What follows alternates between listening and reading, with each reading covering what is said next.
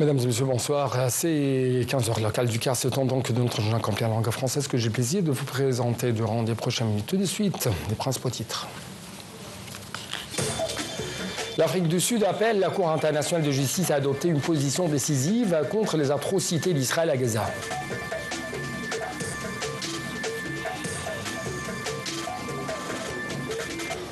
L'Iran dénonce les menaces françaises de imposer des sanctions levées dans le cadre de l'accord nucléaire conclu en 2015.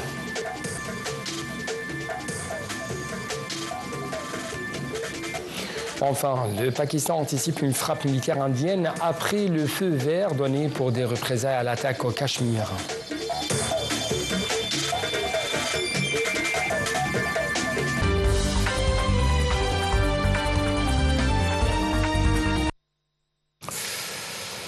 L'info en détail, le ministre des Affaires étrangères et de l'immigration, Dr Badri Abdelati, a salué lors d'un appel téléphonique avec son homologue chypriote Konstantinos Kombos les relations distinguées entre l'Égypte et Chypre ainsi que la coopération conjointe à différents niveaux.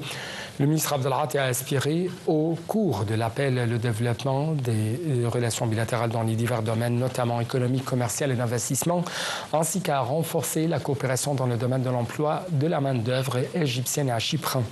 Le ministre des Affaires étrangères a également affirmé l'appréciation de l'Égypte pour la position de soutien de Chypre au sein des institutions de l'Union européenne, y compris le soutien à la deuxième tranche du paquet financier européen destiné à l'Égypte.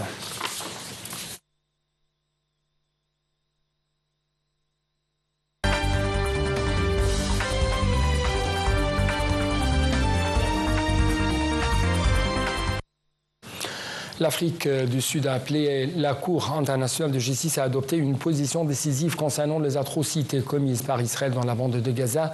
Lors de son allocution devant la Cour à La Haye, l'Afrique du Sud a de même confirmé qu'elle avait intensifié sa campagne juridique contre Israël, l'accusant d'avoir commis un génocide contre les Palestiniens à Gaza. En outre, l'Afrique du Sud a indiqué que le blocus israélien de Gaza et l'interdiction de l'entrée de nourriture, d'eau et de médicaments ont été intentionnels, citant les déclarations du ministre israélien de la Défense selon lesquelles l'entrée des aides ne serait pas autorisée. L'ambassadeur Oussama Abdelkhaliq, représentant de l'Égypte au Conseil de sécurité, a souligné lors d'une session du Conseil sur la situation en Palestine la nécessité d'obliger Israël à cesser le feu dans la bande de Gaza immédiatement et définitivement et à autoriser l'entrée de l'aide humanitaire dans la bande de Gaza. Il a de même appelé à une large participation à la conférence qui sera organisée par l'Égypte pour discuter du financement de la reconstruction de la bande de Gaza. Pour sa part, le secrétaire général de l'ONU, Antonio Guterres, a averti que la solution à deux États approchait d'une point de non-retour en raison des pratiques israéliennes dans la bande de Gaza en Cisjordanie. Il a ajouté lors de la session du Conseil de sécurité de l'ONU que la situation à Gaza allait de mal en plus.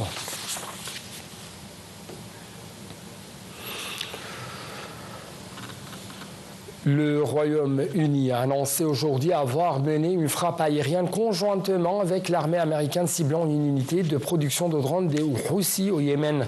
Selon le ministère britannique de la Défense, l'opération visait un ensemble de bâtiments utilisés par les Houthis pour fabriquer des drones du type de ceux utilisés pour attaquer les navires dans la mer Rouge et dans le golfe d'Aden. Les détails.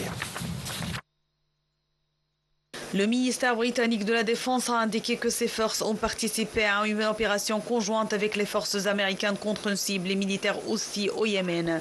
Selon le communiqué du ministère, la frappe avait eu lieu à environ 25 km au sud de la capitale Sanaa, quand la probabilité que des civils se trouvent dans la zone est réduite. Selon le ministère, l'opération menée par des avions de combat britanniques visait un ensemble de bâtiments utilisés par les Houthis pour fabriquer des drones du type de ceux utilisés pour attaquer les navires dans la mer Rouge et le golfe d'Aden. Les Houthis, qui contrôlent de larges ponts du Yémen, ont pris pour cible navigation maritime depuis fin 2023 par solidarité avec les Palestiniens de la bande de Gaza dévastés par la guerre.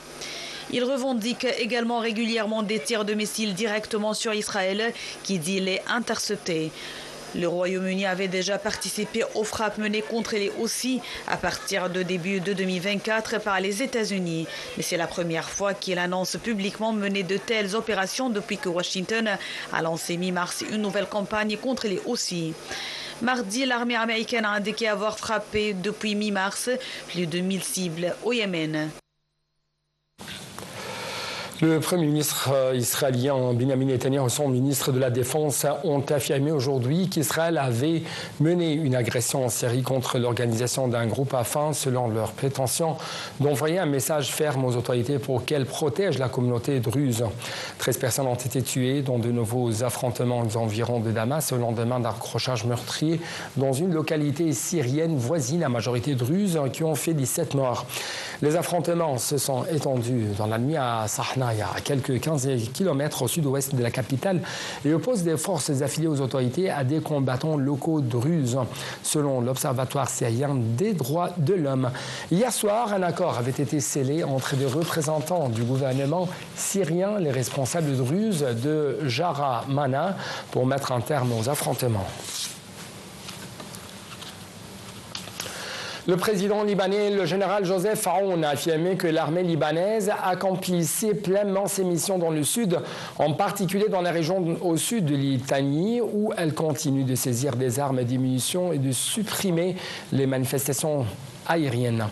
Lors de sa rencontre avec le président de la commission de surveillance de la cessation des hostilités, le général américain Jasper Jeffers, M. Aoun a affirmé la nécessité de renforcer le travail de la commission, de continuer à faire pression sur Israël pour qu'elle mette fin à ses agressions, de se retirer des 5 collines qu'elle occupe et de libérer les prisonniers libanais.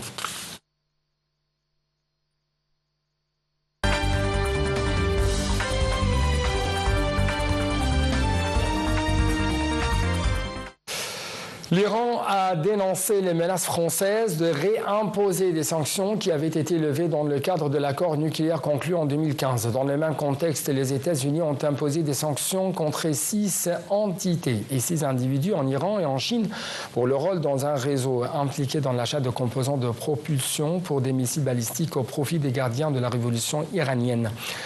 Le département d'État américain a déclaré que cette mesure visait un réseau ayant facilité le transfert de matériaux chimiques de la Chine vers l'Iran. Le ministre iranien des Affaires étrangères, Abbas Araghchi, a annoncé que le 4e cycle des négociations nucléaires avec les États-Unis sous médiation omanaise se tiendra samedi prochain à Rome. Araghchi a déclaré que la veille des pourparlers vendredi, une réunion aura lieu avec les 3 pays européens connus sous le nom de Troïka, le Royaume-Uni, la France et l'Allemagne. L'Iran cherche à capitaliser sur les rangs de négociations nucléaires avec les États-Unis qui ont repris à Oman samedi dernier après des discussions avec la Russie et la Chine la semaine dernière. Téhéran travaille à garder ses options ouvertes tout en évaluant la position des Européens concernant une éventuelle réimposition des sanctions internationales, cela avant l'octobre prochain, date à laquelle expire la résolution de ratification de l'accord de 2015. Au moins une personne est morte et 46 autres ont été blessés dans des frappes russes au drone sur les villes ukrainiennes de Dnipro et Kharkiv. Le gouverneur de la région a déclaré qu'il s'agit d'une attaque massive sur Dnipro et à Kharkiv. Le maire a évoqué 16 frappes sur cette ville proche de la frontière. Côté russe, le gouverneur par intérim de la région de Koursk a dénoncé des frappes de drones en banlieue de Rylesk, faisant état de 3 blessés dont 2 hospitalisés. Le dirigeant de la Corée du Nord, Kim Jong-un, a ordonné d'accélérer l'armement nucléaire des navires militaires du pays après avoir dévoilé il y a quelques jours un nouveau destroyer selon l'agence officielle KCNA. La Corée du Nord possède l'arme atomique qu'elle qualifie régulièrement de nécessité en matière de dissuasion face à des exercices militaires agressifs de Washington et de Séoul. Ce nouveau destroyer, baptisé Chao Hyun, dévoilé quand même à l'occasion d'une cérémonie rapportée samedi par KCNA, pourrait être équipé de missiles nucléaires tactiques à courte portée, d'après le site américain spécialisé Anka News. Le Pakistan a dit aujourd'hui anticiper une frappe militaire indienne sous moins de 2 jours après le feu vert donné par le Premier ministre indien Narendra Modi pour des représailles à l'attaque au Cachemire. Le ministre pakistanais des Affaires étrangères Ishkar Dar a prévenu que son pays ne frappera pas le premier mais n'hésitera pas à répliquer. Les tensions sont dangereusement élevées entre l'Inde et le Pakistan, une semaine après l'attentat qui a fait 26 morts dans le Cachemire indien, faisant peser le risque de frappe, voire d'un conflit ouvert entre deux puissances nucléaires. New Delhi, qui accuse Islamabad d'être derrière la tuerie, n'a pour l'heure pas réagi militairement. Mais le Premier ministre indien Narendra Modi a assuré hier à son armée qu'elle disposait de la liberté opérationnelle de répondre comme elle le souhaitait.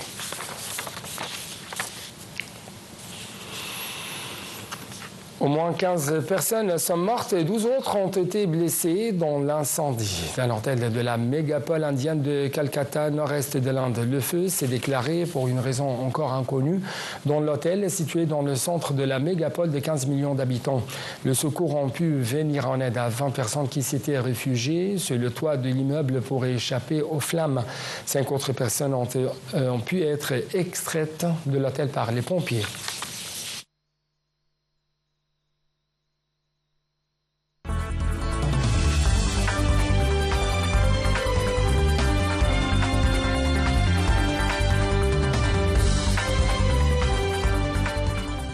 Clôturons donc cette édition par les indices de la Bourse du Caire qui ont collectivement haussé lors de la séance d'aujourd'hui, soutenus par des opérations d'achat de la part des investisseurs arabes et étrangers contre des opérations de vente effectuées par des investisseurs égyptiens.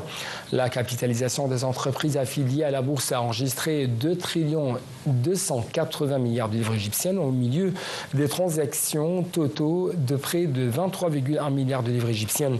L'indice principal, le JXC30, a grimpé de 0,15%. L'indice secondaire, le JXC70, a haussé de 1,12%. Donc, avec ça, nous devons clôturer cette édition de notre journal complet en langue française. Merci beaucoup pour votre attention toujours. Bonne suite de nos programmes sur votre deuxième chaîne nationale. Au revoir.